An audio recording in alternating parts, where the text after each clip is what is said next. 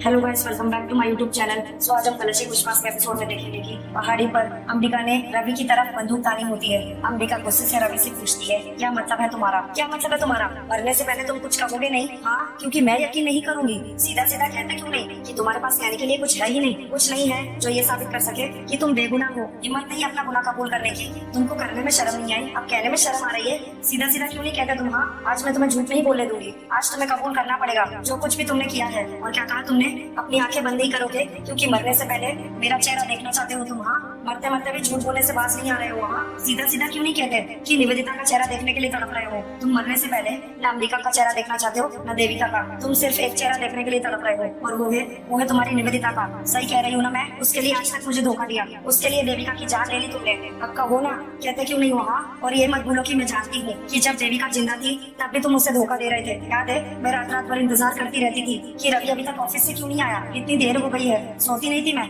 तुम्हारी चिंता करती रहती थी। और तुम लेट नाइट पार्टी जाते थे, उसके साथ डिनर जाते थे और मैं यहाँ तड़पती रहती थी। तुम्हें क्या लगता है ये सब मुझे मालूम नहीं है? अच्छे से जानती हूँ मैं, तुम्हारी रग रग से वाकिफ हूँ मैं। और उससे शादी करना चाहते थे ना तुम? अंबिका के साथ शादी करने के बाद भी तुम्हारा ये सब चल रहा था। ये मत सोचो कि मैं जानती नहीं हूँ। मैंने अपनी आंखों से देखा है, बार बार निवेदिता के करीब जाते हुए, उससे गले मिलते हुए, यहाँ तक कि तुम मेंटल हॉस्पिटल भी गए थे उससे मिलने के लिए। फिर रवि गुस्से से अंबिका को कहता है, मुझे शट अप, अब एक और लफ्ज नहीं। बहुत बोल चुकी तुम, बहुत ज्यादा बोल चुकी तुम। टाइम क्यों वेस्ट कर रही हो? मुझे तुम्हारे इल्जाम सुनने का शौक नहीं। कम on, shoot me now, shoot me, go and shoot मी। चला गोली और मार दो मुझे, टाइम मत वेस्ट करो अपना। जिस तरह तुमने मेरी माँ, मेरी भाभी, साकेत और मिस लूथरा से बदला लिया है ना, तो मुझसे भी लो ना बदला। What are you waiting for? मारो मुझे और अपनी जीत हासिल करो। घर जाके आराम करो, सेलिब्रेट करो, पार्टी बनाओ। कम ऑन, यहाँ पर खड़े रहकर मुझ पर ये बंदूक ताककर मेरी गलतियाँ गिना रही हो तुम? क्यों? मतलब क्या है तुम्हारा? क्या मतलब है? यहाँ पर कोई भी नहीं है जो तुम्हें रोकेगा। So come on, shoot me, I said shoot me. Time क्यों वेस्ट कर रही हो? फिर अंबिका गुस्से से रवि को कहती है, क्योंकि तुम्हारे मुंह से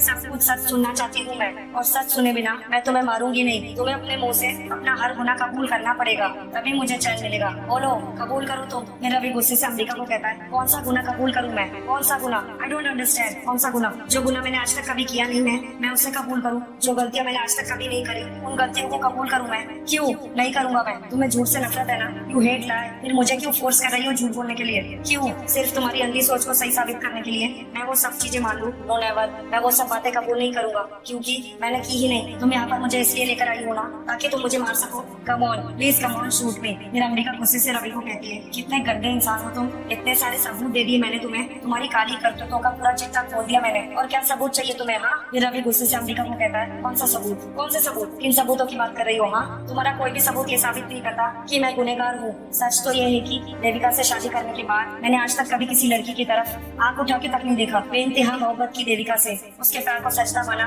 भगवान माना, और हमेशा यही बात कहते रहा कि मैं कितना लकी हूँ जो देविका जैसी बीवी मुझे मिली। हमेशा यही कहता रहा अपने आप से। जानती हो क्यों? क्योंकि यहाँ से प्यार किया, यहाँ से। और देविका के जाने के बाद अगर मेरे दिल में किसी के लिए प्यार जगा तो वो अंबिका थी, सिर्फ अंबिका। और रीजन सिर्फ एक ही था, क्योंकि अंबिका का चेहरा हूबहू देविका की तरह दिखता था। वही सच्चाई, वही अच्छाई, उसी तरह सबका ख्याल रखना, सबसे प्यार करना, यही एक रीजन था और कोई रीजन नहीं था। सच तो ये है कि मेरे लिए सिर्फ और सिर्फ देविका ही थी। फिर अंबिका गुस्से से रवि को कहती है, फिर से झूठ कह रहे हो तो? क्यों नहीं सच कह रहे हो? सच बोल क्यों नहीं देते? फिर रवि गुस्से से अंबिका को कहता है, तो क्या करूं मैं? क्या करूं? अगर तुमने झूठ को सच और सच को झूठ मान लिया है, क्या करूं मैं? तुमने अगर मान लिया है कि जो तुम कह रही हो वो सब सच है, मैं गलत हूँ ना, तो क्या फर्क पड़ता है? लेकिन एक बात मैं तुमसे जरूर कहना चाहता हूँ, और ध्यान से सुनना। 10 करोड़ की प्रॉपर्टी के लिए कोई इंसान अपनी जान दांव पे नहीं लगाता। तुमने सुना?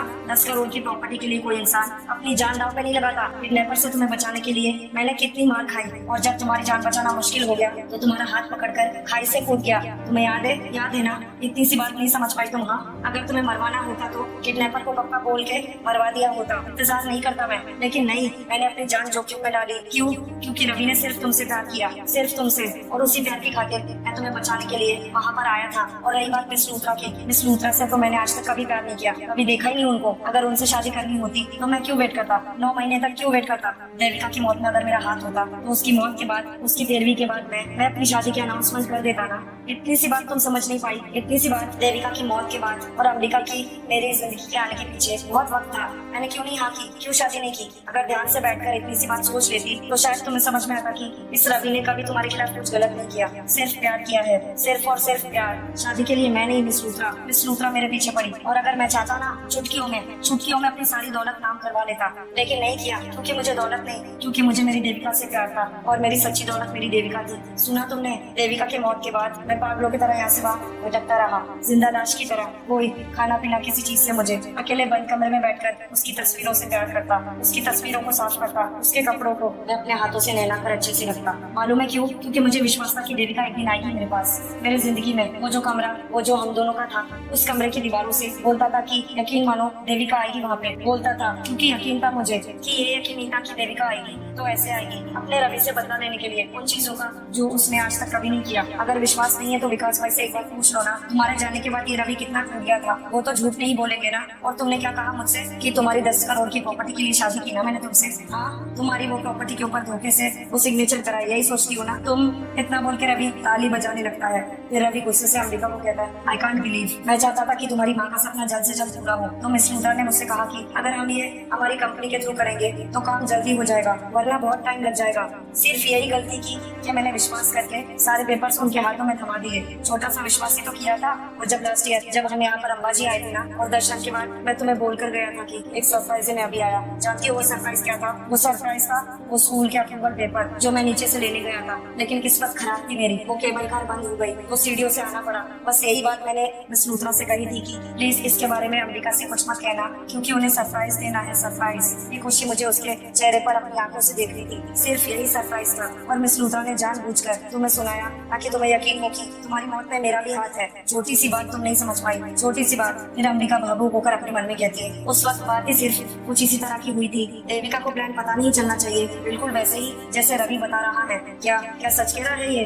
फिर रवि अंबिका को कहता है, अगर अब भी तुम्हें विश्वास नहीं हुआ ना तो एक सच और सुनो। तुम्हारे मरने के बाद 9 महीने तक मैंने शादी के लिए हाँ नहीं की, और अगर हाँ की तो उसके पीछे एक मजबूरी थी। मजबूर हो गया था मैं। जानती हो मजबूरी क्या थी? वो तुम्हारी माँ का आखिरी सपना, जिसे तुमने अपना सपना बनाया, वो अनाथ बच्चों के लिए स्कूल। क्या करता? मिस लूथरा ने शर्त रखी थी मेरे सामने की कि अगर मैं शादी नहीं करूंगा तो वो तुम्हारी माँ का सपना पूरा नहीं करेगी, क्योंकि पेपर्स उनके नाम कर चुका था। एक छोटी सी गलती हो गई मुझसे, उस मजबूरी के कारण मुझे शादी के लिए हाँ, तुम्हारी माँ के सपने। मिस लूथरा की शर्त के नीचे दब गया था मैं। क्या करता? और कोई ऑप्शन नहीं था मेरे पास, इसलिए मैंने शादी के लिए हाँ की। मैं नहीं जानता था कि वो ये सब कुछ कर रही है मेरे पीठ पीछे, मुझे नहीं मालूम था। अगर मालूम होता तो मैं कभी हाँ नहीं करता। सच्ची बोल रहा हूँ, मैं कभी नहीं हाँ करता। मुझे लगा कि वो हमेशा मेरे परिवार का इतना ख्याल रखती है, मेरे परिवार के बारे में इतना सोचती है, और अपने परिवार और तुम्हारी माँ के सपने के लिए मैंने अपनी कुर्बानी कितनी आसानी से तुमने बोल दिया कि रवि तुम धोखेबाज हो। चुटकियों में ऐसे निकाल दिया। मैं धोखेबाज नहीं हूँ, तुम्हें पता नहीं है, लेकिन तुम्हारे जाने के बाद हमारे घर में आग लग गई थी, तो मिस लूथरा ने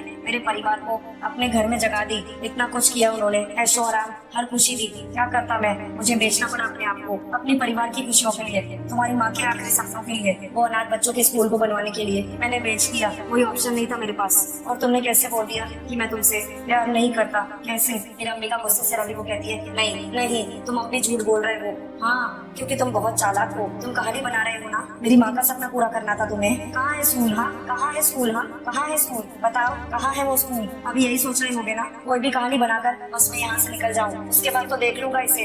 लेकिन नहीं मिस्टर गरेवाल, आज मैं तुम्हें मारकर ही दम लूंगी। जितने तुमने धोखे मुझे दिए है ना, आज उसका हिसाब तो तुम्हें चुकाना ही होगा। तुम झूठ बोल रहे हो, अब भी झूठ बोल रहे हो। नहीं मानना ना, मत मानो, क्योंकि सच तो ये है कि मैं हार गई हूँ, और इसीलिए मैंने फैसला कर लिया है। सबसे पहले मैं तुम्हें मारूंगी, और उसके बाद मैं खुद को मार डालूंगी, क्योंकि तुम्हारे मरने के बाद अंबिका के जीने का कोई मकसद नहीं बचेगा। और देविका को तो कब का मार दिया है तुमने। ये अंबिका देविका, इसका किस्सा ही खत्म कर दूंगी। हाँ, आज मैं तुम पर गोली चलाऊंगी। अंबिका धीरे धीरे पीछे जा रही होती है। फिर रवि डर के मारे अंबिका को कहता है, देविका आराम से, रुक जाओ प्लीज। फिर अंबिका गुस्से से रवि को कहती है, नहीं रुकूंगी मैं आज। फिर रवि अंबिका को कहता है, देविका रुक जाओ। फिर अंबिका गुस्से से रवि को कहती है, आज चाहे तुम कुछ भी क्यों ना कह लो, मैं नहीं रुकूंगी। फिर रवि अंबिका को कहता है, देविका रुक जाओ, देविका पहाड़ी है पीछे। अंबिका और रवि में बहस हो रही होती है, और अंबिका धीरे धीरे करके उसी बहस में पहाड़ी के पीछे पीछे अपने कदम बढ़ा रही होती है। फिर अचानक से अंबिका नीचे गिर जाती है। रवि अपना हाथ देकर अंबिका को बचा लेता है। रवि अंबिका को कहता है, डरो मत देविका, तुम्हें कुछ भी नहीं होगा, तुम मेरा यकीन करो, तुम्हें कुछ भी नहीं होगा, तुम्हें कुछ नहीं होने दूंगा।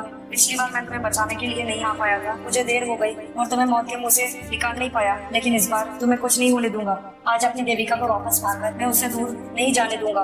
रवि अंबिका उर्फ देविका को बचा लेता है। अंबिका काफी डरी हुई होती है। फिर रवि अंबिका को गले लगाकर कहता है, thank you so much Ambika, तुम्हें कुछ नहीं हुआ, तुम्हें कुछ नहीं हुआ देविका, तुम बिल्कुल ठीक हो, तुम्हें कुछ भी नहीं हुआ। Thank you so much Devika, मैं बहुत खुश हूँ, आई एम वेरी हैप्पी। फिर रवि भावुक होकर अंबिका को कहता है, तुम्हें पता है मुझे कभी अम्बे माँ पर विश्वास नहीं था, तुमने मेरे अंदर विश्वास जगाया अम्बे माँ के लिए, भगवान के अंदर। देखो आज अम्बे माँ ने मुझे आज इसी जगह पर हमें वापस मिला दिया जहाँ पर मैंने तुम्हें खोया था। I am so happy, so happy. फिर अंबिका रेखा चाची की बात को याद करने लगती है। फिर रवि अंबिका को कहता है, प्लीज देविका मेरा विश्वास करो, तुम्हारे मारने के प्लान में मेरा हाथ नहीं था, सच्ची बोल रहा हूँ। लास्ट ईयर जब मैं वो पेपर्स नीचे से ऊपर लेकर आ रहा था तुम्हें दिखाने के लिए, तो जहाँ तुम्हें छोड़कर गया था तुम वहाँ पर थी ही नहीं। मैं तुम्हें ढूंढता ढूंढता उस पहाड़ी के पीछे पहुंचा तो वहाँ देखा साकेत और मिस मित्रा को। उन्होंने मुझे बताया कि तुम्हारा पैर फिसल गया और तुम नीचे गिर गई। सच्ची बोल रहा हूँ मैं तुम्हें जब लटकते हुए मैंने देखा तो मेरी सांसें रुक गई। तो और जैसे ही मैं तुम्हें पुकारने लगा तो माँ ने मुझे रोक दिया। माँ ने बोला कि अगर तुम उसे पुकारोगे उसका नाम लोगे, हो सकता है कि वो डर के अपना हाथ छोड़ दे। तो क्या करता मैं? वापस गया, रस्सी लेकर आया। इतने में मैं रस्सी लेकर तुम्हारे पास आया,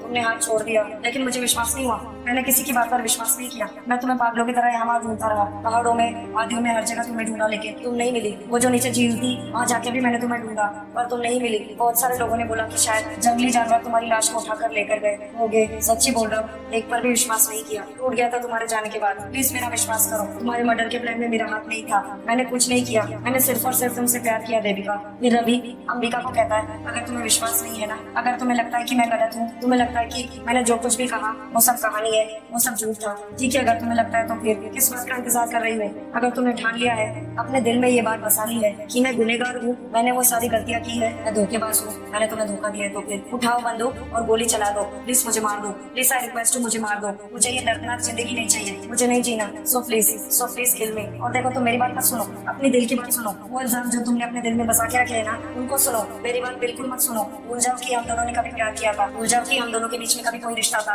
भूल जाओ कि रवि ने कभी तुमसे, सब कुछ भूल जाओ। प्लीज ये एहसान कर दो मुझ पर, प्लीज मुझे गोली मार दो, प्लीज ये एहसान कर दो मुझ पर, मुझे मार दो, मुझे नहीं जीना। क्या फायदा ऐसी जिंदगी का जहाँ पर मैं अपनी पत्नी को इस बात पर विश्वास नहीं दिला पाया कि मैं उससे बहुत प्यार करता हूँ। Come on Devika, please kill me, I am telling you. उठाओ ये बंदूक और मुझे गोली से मार दो प्लीज, आई रिक्वेस्ट। अंबिका भावुक होकर रोते हुए भागकर रवि के पास आती है और उसे गले लगा लेती है। अंबिका भावुक होकर रोते हुए रवि को कहती है, I am really sorry Ravi, I am really sorry, मुझसे बहुत बड़ी गलती हो गई, आई एम रियली सॉरी, मुझसे बहुत बड़ी गलती हो गई। फिर रवि अंबिका को कहता है, नहीं देविका, प्लीज गलती तुम्हारी नहीं, गलती मेरी है, please don't say sorry, okay. फिर अंबिका रोते हुए रवि को कहती है, मुझे समझ में नहीं आ रहा कि मैंने कैसे तुम्हें गलत समझ लिया। फिर रवि अंबिका को कहता है, इट्स ओके। फिर अंबिका रवि को कहती है, मुझे माफ कर दो। फिर रवि अंबिका को कहता है, देविका गलती मेरी भी है, मुझे भी तुम्हें पहले बता देना चाहिए था ना कि मिस रुद्रा ने मेरे सामने शर्त रखी है, ये बात यहाँ तक पहुँचती ही नहीं, गलती मेरी भी है, I am really sorry, please मुझे माफ कर दो, प्लीज मुझे माफ कर दो। अंबिका रोते हुए रवि को कहती है गले लगकर, I am really sorry Ravi, मुझे पहले ही समझ जाना चाहिए था, और तुमने मुझे पहले क्यों नहीं बताया, हमारी सारी गलतफहमियां दूर हो जाती, तुमने पहले क्यों नहीं बताया। फिर रवि अंबिका को कहता है, I am really very sorry, मुझसे गलती हो गई देविका, आई एम रियली वेरी सॉरी, मुझसे गलती हो गई, मैंने तुम्हें इतना कुछ बोल दिया, प्लीज मुझे माफ कर दो। फिर अंबिका रोते हुए रवि को कहती है, नहीं रवि, मुझसे गलती हो गई। फिर रवि अंबिका को कहता है, तुमने मुझे बताया क्यों नहीं कि तुम देविका हो, अकेले ही लड़ लिया, मुझे बोल देती एक बार, मैं तुम्हारा साथ देता। फिर अंबिका रवि को कहती है, मैं क्या करती रवि, हालात ही ऐसे थे कि कुछ समझ में नहीं आ रहा था, क्या सही है क्या गलत है। इतना बोल के अंबिका रवि के गले लगकर रोने लगती है। फिर रवि अंबिका को कहता है समझाते हुए, अंबिका क्या तुम्हें अब भी लगता है कि मैं धोखेबाज हूँ। फिर अंबिका अपना सर हिलाकर नाम में जवाब देती है रवि की इस बात का। फिर रवि रोते हुए अंबिका को कहता है, क्या तुम्हें फील नहीं होता कि जब तुम मेरे पास होती हो तो मेरे दिल की धड़कन की रफ्तार बढ़ जाती है। कहा था ना तुमसे, फिर क्यों इतने दिन तक मुझसे छुपाती रही, क्यों नहीं बताया मुझे कि तुम मेरी देविका हो। फिर अंबिका रोते हुए रवि को कहती है, मैं बहुत बड़ी बेवकूफ हूँ, इसलिए मुझे हर पल लगता रहता था कि तुम मुझे धोखा दे रहे हो, और हालात ही कुछ ऐसे थे कि कुछ समझ में नहीं आया। कभी कभी खुद को लगता था कि मैं जो कर रही हूँ वो सही कर रही हूँ, फिर लगता था गलत कर रही हूँ। लेकिन उस दिन तुम्हें निवेदिता के साथ उस मेंटल हॉस्पिटल में, आई एम सॉरी रवि। फिर रवि अंबिका को कहता है, नहीं देविका अभी सब कुछ ठीक हो गया है ना, अभी प्लीज। फिर अंबिका रोते हुए रवि को कहती है, मैंने इतना कुछ किया है तुम्हारे खिलाफ, तुमने हमेशा मेरा अच्छा चाहा है रवि, तुम प्लीज बस मुझे माफ कर दो। अंबिका रवि को ये कहते कहते धीरे धीरे अपने कदम पीछे बढ़ा रही होती है, प्लीज रवि। फिर इतने में अंबिका का पैर नीचे खाई में गिरता है और वो बुरी तरीके से खाई के नीचे गिरने लगती है। अंबिका को बचाने के लिए रवि भी खाई में कूद जाता है। रवि अंबिका का हाथ पकड़ लेता है, वो दोनों नीचे तेजी से खाई के तरफ नीचे गिर रहे होते हैं। फिर रवि अंबिका को देखकर उससे कहता है, देविका मैं बहुत खुश हूँ आज, जानती हो क्यों? क्योंकि आज हम एक साथ एक दूसरे का हाथ पकड़कर इस दुनिया से हमेशा हमेशा के लिए कहीं जा रहे हैं। फिर अंबिका रवि को कहती है, हाँ रवि, हम दोनों एक साथ मरेंगे ताकि अगले जन्म में एक साथ जी सके। फिर रवि अंबिका को कहता है, I love you Devika. So guys, आज का कलश एक विश्वास का एपिसोड यहीं पर समाप्त होता है। Thank you for watching.